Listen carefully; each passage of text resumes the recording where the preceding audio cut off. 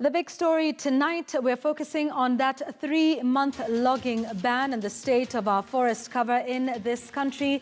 Dr. Isaac Kalua and Benson Ocheng both still with me on the show. Dr. Kalua, let me get to you real quick to understand something that Benson had alluded to before we took the break, that we need to understand the root causes and some of the systemic failures we have in the management of our forest cover and therefore environmental conservation. You're the expert here. What have been the root causes? We know that it's political. We know charcoal making is big business. But there's also some of the things that are interesting in terms of our management of it. You know, water and irrigation being handled by different ministries, KWS and the Forest Service being in different ministries despite the fact that they do the same work. Do you see some of these as challenges in terms of managing our forests in the country? There have been challenges. The good thing is that that has been noticed, and that is why we now have an organization called the Kenya Water Towers Agency. When you look at what causes some of these things, people are looking for water in the forest, people are looking for firewood, they're looking for their energy, people are, the forests are being affected because of overgrazing, because of our production of beef, which we need to improve and deal with it in a better way out of our livelihoods. We are getting forest fires. And then one of the major issues is the fact that we have multi-agencies, and then sometimes there is some uncoordinated kind of an issue. When you talk about our forest resources and our natural resources in these areas, we do have institutions like WARMA, we do have Kenya Forest Service, we have the Kenya Wildlife Service, we do have the county governments, we do have the ministries that, there are like 10 different institutions. And the coordinating factor is what somehow has been lacking. And when it came in, there was no that goodwill that would have been required, and also the fact that there was discomfort in some way until people now started realizing that there's actually the need of synergizing activities. So this is one of the things. And then lack of discussion with the communities, engaging the communities to understand what it is that they want. Because if you talk about forest fires, and this is something that many Kenyans may not have known, in 2015 we lost about 30,000 hectares of Mau forest out of fire, most of which was actually deliberately lit by the community, because the process that was engaged in this place, then you find that people are not engaged. You attacked their prayer places. They also feel maybe they are not being involved in terms of getting and harnessing from the resources that are easily available. Small things. Of course, there are fires in Mount Kenya and other areas where you find there is a big issue where people are not communicating. The double allocation of the double gazettement of forests between the Kenya Wildlife and also the Kenya Forest Service, causing internal conflicts within organizations. When you talk about Shimba Hills, Kenya Forest Service planted trees in the 1960s, and the Kenya Wildlife Service eventually found that the trees that were planted, even though they were not indigenous, they were to be harvested at a particular time, eventually animals and wildlife started living there, and they became a natural habitat. And then it comes a time where the Kenya Forest Service feels that this is time now to harvest the trees. And the Kenya Wildlife Service says, no, this cannot happen. This has happened in that place in Shimba Hills. It has also happened in some part of Mount Kenya Forest. And you find these conflicts are very negative to the resources that are easily available for us to harness. And therefore, again, the issues on the EIA, you find that one institution, NEMA, has taken... That, for the purpose of our viewers, Dr. Kalua, environmental impact assessment? Yes. Yeah, just so that they can follow. Yes, environmental impact assessment. Yeah. You find that the National Environmental Management Authority feels that there needs to be a specific area impact assessment done in this specific place. But then the Kenya Forest Service feels it should be a strategic or a general ecosystem environmental management, environmental impact assessment. And again, you see now, when you talk about a wholesome kind of ecosystem management, it may lead to some indulgence in terms of harvesting the wood in a specific area, affecting the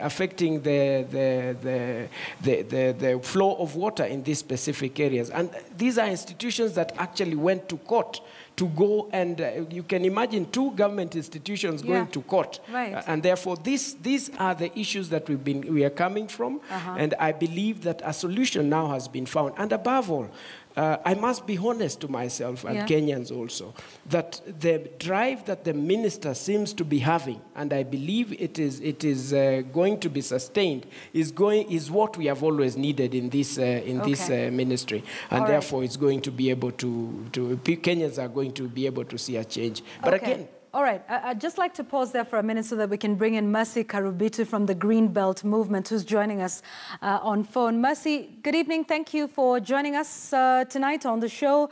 Your quick reaction to the 3-month ban, including the fact that members of parliament in that committee in parliament now urging a total ban on logging. What are your thoughts? Thank you so much. It's an honor for the Green Belt Movement to speak in this panel. It's unfortunate I cannot join you live, but I'm happy to give my views on phone. And it is very, very important that we support the ban that was declared on Saturday with the CS, Environment and Forestry. It is for the welfare of Kenyans, and we are talking about almost 6 million Kenyans who are depending on these forest ecosystem. And the things that have been happening on these forested mountains are very sudden. And the outcry is an indication that something somewhere is wrong. And we need to correct it. And he also says, the CS also says that the time he's been given 3 months is not enough. It needs to extend is needed, and he will extend, and we support that. We need enough time to assess the situation. Okay, so we are talking about 5 water towers that are key in terms of water supply, in agriculture. We also support energy, and therefore it is very, very important. If there is need to extend the ban, I know it will be for everyone. All right, so the phone line is a little unclear, but from what you're saying is there is a need to extend the ban? If need be, if they will not have, you know what, the reason why we have the ban, if we want first of all to stop the damage. While we assess, while the task force assess the situation, where are the gaps, what are the actions that need to be taken. But I think it is important. If that is if they feel a total ban is important, we will support. Okay, so my final question to you then would be, with respect to a total ban, some would say then that would leave us, because the exercise would be to plant trees, harvest, plant, reharvest, that we would end up with old forests with no young trees, and it's not like we have any more space in the country to dedicate to that. So what are your thoughts around a total ban? And considering that lots of people depend on fuel wood, are there any alternatives that are being, given to residents? What I would say is we have many alternatives on the table. And we have to stop believing the only place where we can get firewood, where we can get timber from, is in our forested mountains, in our water catchment areas. We have planted so many trees on our farms. We have a lot of farm forestry that has been happening, and we have history for the Green Belt Movement since 1977. We have been empowering communities to plant trees on their farms. Yeah. And for the time being, we have enough sources of timber that we can supply. But what I want to bring to your attention is the budget we have from harvesting timber from the forest is 2.8 billion. Okay. we have to supply water, if we have no water at all from the water catchment area, and if we have to supply water to Kenyans, and we are talking of 6 million, building one dam is 20 billion. Okay. That is a lot of resources. All right. So we'd rather look for alternative sources to give the country feedback, but we don't want to be thinking about how do we supply water to Kenya. If there is none, okay, coming to our country. And you know, all right, got you. Coming from the mountain, it's Yeah. 3 million of things. All right. Okay. Thank you, Mercy Karubitu. The line is a little unclear, but we thank you very much for joining us from the Greenbelt Movement. Benson Ocheng, there's a big percentage of people, same question that I posed to Mercy. What policies are there to enable alternative sources of fuel to be more affordable or to regulate the same as well? I mean, environmental conservation issues require a lot of public participation. Do you think there's been enough of this, or does more need to be done? Well, it is normally difficult when you get into the domain of participation. What kind of participation is enough.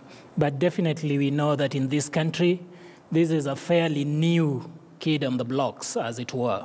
The 2010 Constitution is very clear that it is one of the values of governance that public officers or of conducting business in this country, or that binds public officers in the conduct of public duty. Article 10 is very clear on that. There are mechanisms in the constitutions requiring all Kenyans to participate in public decision-making. But I think with respect to conservation, we haven't had enough of this. It is something new. But let me hasten to add, we have a fairly new legislation, the Forest Conservation and Management Act 2016, which also borrows this or adopts this same principle of public participation. Community forestry is an important part and parcel of forest management approach in this country. Remember that in the categories of forest, the law even envisages that we would have community forests. Those are forests on public land, on land that belongs to communities. But back to your question, I think now the law is settled, very clear, supported by the Constitution, incorporated in other legislation, and not just the forest law, it is also there in the Environment Management Coordination Act, and it is also there in Forest Conservation and Management Act. Okay. So what is required of us now is to live to these principles, ensure, as Dr. said, that when we conduct public affairs, especially the ones of this nature that we are talking about, ones that affect communities directly, you are talking of firewood, you are talking of access to water, we are talking of daily livelihood needs, of which are underpinned by forests and our natural resources, then participation is key. It's key, it's important. There's a question here on Twitter. The hashtag is the big story. At Nyalik says, how about farmers who have their own woodlots? This is an impediment to farm forestry. Dr. Kalua, I know you have something to say about this. What happens to farm forestry? What are your thoughts? Again, these are some of the things that will be discussed in the committee that has come up, because it's a wholesome ban. I believe it definitely affects the wood industry, and therefore it's something that it will be very clear from the minister's office how far the ban goes, how far it is in terms of the period. And what is exciting is Kenyans. I remember one chair of water, Mr. Chepsoi, calling to say, this ban, I should say to the minister, it should be banned forever. And there are alternatives. And therefore, the feeling of Kenyans is that really there is what is known that must be done. And within the 14 days, the good thing is that this, I believe, is not just any other task force. And I want to assure Kenyans the confidence that I have seen in the minister in achieving this, the role of Kenya Water Towers being embedded to ensure, because we now have a recommendation that with 20 clear and actionable recommendation within which can be dealt with at the parliament, and I believe this will be a document that can be discussed by the task force. As I said, I cannot speak about the task force because it has just happened, but I think the issue about the private woodlots, this is where we need to take our country to, because we should take it as a business. There are countries with forest cover over 60%, 50%, and therefore we should treat it, and part of the recommendations, I believe, at the right time, and even at the Kenya Water Towers, we have recommended that we should make it a business, sustainable business, because wood and timber industry is huge. Yes, you're right. It's big. And therefore, that's where we are supposed allow to me to interject, because you talked about several alternatives that are there. We have little time left. Benson, let me ask you this. We talk about alternatives that are present, but to what extent are people allowed the opportunity to do that? I'll give you an example with the banning of plastics in the country. A lot of Kenyans felt there wasn't enough time to enable them to move into the alternatives. Many of them are now paying for some of those alternatives when they go shopping, when they go to the market. That wasn't the case before. Do we sometimes put the cart before the horse when we introduce a ban? For example, if we say we're banning logging forever, then those alternatives, will they be, one, affordable, accessible, and available to Kenyans? Well, there will be always points when we as a people will have to sacrifice some things. And I think realizing the dire consequences or situation in which we are, I think we cannot postpone the issue of ban on logging or on harvesting of timber.